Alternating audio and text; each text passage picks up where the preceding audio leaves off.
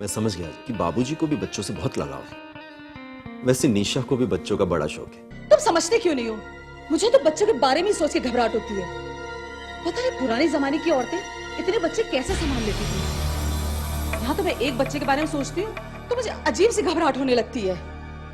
मुझे पता है कि बच्चे जैसे होंगे टेंशन्स बढ़ जाएंगी, जिम्मेदारियां बढ़ जाएंगी। तेरी मुरली की तान से बंजर धरती पर भी फूल खिल उठते हैं, तो फिर तेरी इस पुजारन की गोद अभी तक सूनी क्यों है भगवान? अगर मैंने कोई पाप किए हैं तो उन पापों की सजा इस परिवार को ना दे।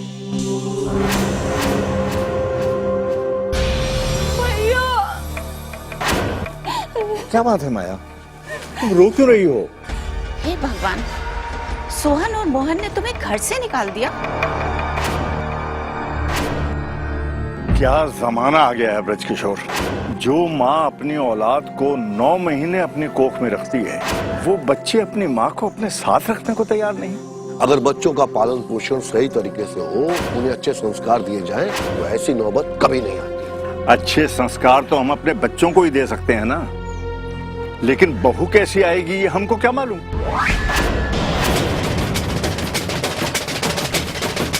आप मेरी इतनी तारीफ मत कीजिए कि मैं हवा में उड़ने लगूं। मेरे पांव जमीन पे ही टिके रहे तो ही अच्छा है। एक बात बताओ रजत, आखिर तुमने मुझसे शादी क्यों की थी?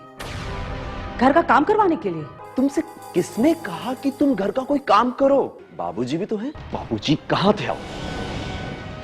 ये कोई अच्छी बात है इस उम्र में आवारागर्दी करते रहना?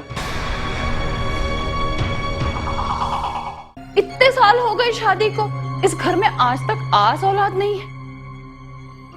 माया, ये सब फिजूल की बातें हैं। और हमारी ज्योति 5 नहीं है। देखो भाभी, धरती पर जब तक कोपल न फूटे उसे बंजर ही कहा जाता है।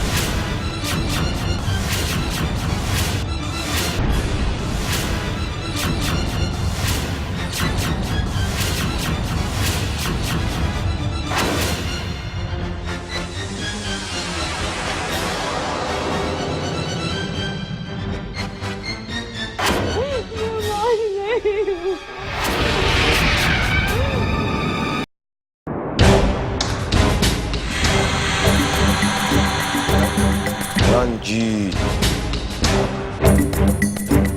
खाना रहने दीजिए। निशा कह रही है कि खाना बाहर ही खाएंगे। मुझे अपने लिए तो बनाना ही होगा। क्या जरूरत है? फ्रिज में देखिए, कुछ ना कुछ रखा होगा। भगवान आपको पोती पोते तो दे सकते हैं, पर मुझ अभागन को कभी मां बनने का सौभाग्य नहीं दे सकते। आप अजय की दूसरी शादी करा दीजिए। तुम दोनों भी औलाद के लिए इस घर में भटकती आत्माओं की तरह सर टकराते रहोगे दीवारों से। दादाजी प्लीज बोल दो ना। हाँ, ये हुई ना बात। हाँ भैया, अड़ोस पड़ोस वाले बच्चे तो अब तुम्हें ही दादाजी कहेंगे ना। अब तुम्हारी बहू तो तुम्हें पोता देने से रही, क्योंकि डॉक्टर साहब ने साफ मना कर दिया है। और अगर पोता चाहिए तो तुम्हें अजय की दूसरी शादी करवानी पड़ेगी। अब सच कहूं तो बांझ है तुम्हारी बहू।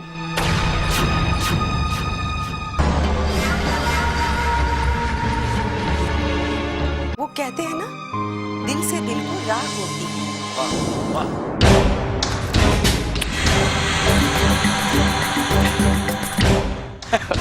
अगर आप अजय को समझें कि वो किसी सैरोगेट मदर की हेल्प ले ले, तो आपके कुल का चिराग, आपके अजय का अंश और आपका वंश आपको मिल सकता है। सैरोगेट मदर मतलब? माँ, एक ऐसी औरत जो अपनी कोख किराए पे देती है।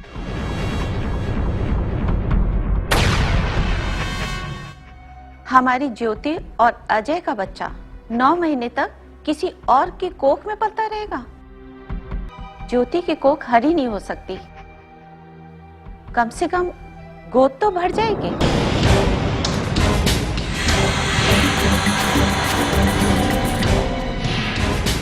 मैं किशोरी लाल। और मैं इनकी पत्नी सावित्री। और मैं इनका लाडला बेटा अजय। और मैं इनकी बहू ज्योति।